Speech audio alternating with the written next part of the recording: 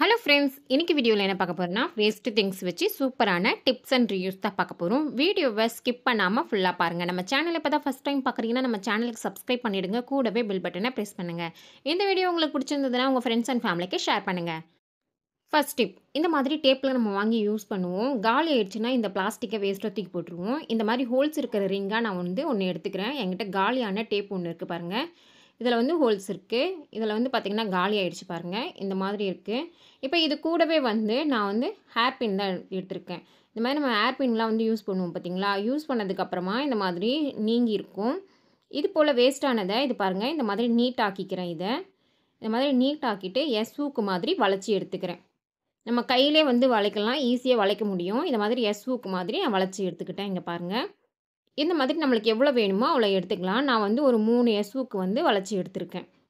இப்போ இதை இந்த ஹோல்ஸ் இருக்குது பார்த்திங்களா, இது உள்ளே விட்டு நம்ம நல்லா ப்ரெஸ் பண்ணி விட்டுடலாம். இந்த ஹோல்ஸ் உள்ளே விட்டு நல்லா ப்ரெஸ் பண்ணி விட்டேன்னா ஆடாமல் இருக்கும். அதுக்காக தான் இந்த மாதிரி நம்மளுக்கு எத்தனை எஸ்ஊக்கு வேணுமோ அதில் போட்டு எடுத்துக்கலாம். நான் இருக்கிறது எல்லாத்தையுமே இதில் போட்டு எடுத்துக்க போகிறேன். இந்த மாதிரி போட்டு நம்ம ப்ரெஸ் பண்ணி விட்டு எடுத்துக்கலாம். இப்போ இது போல் எடுத்ததுக்கப்புறமா இதை நான் எங்கே யூஸ் பண்ண போகிறேன் அப்படின்னு பார்த்தீங்கன்னா, கிச்சனில் தான் நான் இதை யூஸ் பண்ண போகிறேன். கிச்சனில் ஒரு ஆணியில் மாட்டிட்டு கரண்டியெல்லாம் மாட்டி வச்சுருக்கேன் பாருங்கள். இது ஒரு சின்ன ரிங்கு தான், அதில் நம்ம போட்டு வச்சுருக்கோம். இந்த மாதிரி எவ்வளோ வேணுமோ நம்ம போட்டு வச்சுக்கலாம் எஸ்ஊக்கை மாட்டி. இந்த டிப் உங்களுக்கு ரொம்பவே யூஸ்ஃபுல்லாக இருக்கும்னு நினைக்கிறேன். பிடிச்சிருந்ததுன்னா ட்ரை பண்ணி பாருங்கள். அடுத்த டிப்பு, இந்த மாதிரி கம் பாட்டில்லாம் எடுத்திருக்கேன். காலி கம் பாட்டில். இந்த கம் பாட்டிலில் நான் மார்க் பண்ணி வச்சுருக்கேன் பாருங்கள். அந்த சைஸ்க்கு இருக்கிற எல்லாத்தையுமே கட் பண்ணி எடுத்துக்க போகிறேன்.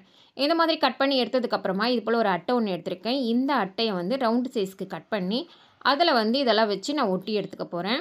இந்த மாதிரி ஒட்டி எடுத்ததுக்கப்புறமா கொஞ்சம் டெக்கரேட்காக நான் கிளிட்டர் டேப் தான் இதில் ஃபுல்லாக ஒட்டி எடுத்துக்க போகிறேன்.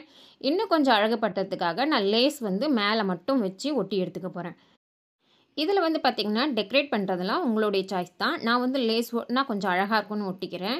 இப்போ இதில் ஃபுல்லாகவே நம்ம ஒட்டி எடுத்துக்கலாம். இந்த மாதிரி ஒட்டி எடுத்ததுக்கப்புறமா இது எதுக்காக யூஸ் பண்ண போகிறேன்னா, இந்த மாதிரி கலர் கிட்ஸ்லாம் போட்டு வைக்கிறதுக்கு தான் நான் யூஸ் பண்ண போகிறேன். கலர் கிட்ஸு, க்ரையான் இதெல்லாம் நம்ம போட்டு வைக்கலாம். பசங்கள்லாம் கலர் பண்ணுறதுக்காக எடுப்பாங்க எப்படியும் ட்ராயிங் பண்ணிவிட்டு. ஆனால் அவங்க எடுத்துகிட்டு யூஸ் பண்ணிவிட்டு அப்படியே போட்டுருவாங்க. அதுக்கப்புறம் வேணும் போது தேடிக்கிட்டே இருப்பாங்க, காணாமல் போயிடும். இந்த மாதிரி அவங்களுக்கு செஞ்சு ஒன்று கொடுத்துட்டோன்னா அழகாக அவங்க எடுத்து கலர் பண்ணிவிட்டு இதிலே வச்சுருவாங்க. சேஃப்டியாகவும் இருக்கும். தேவைப்படுற நேரத்தில் அவங்க எடுத்து யூஸ் பண்ணுறதுக்கும் நல்லாவும் இருக்கும்.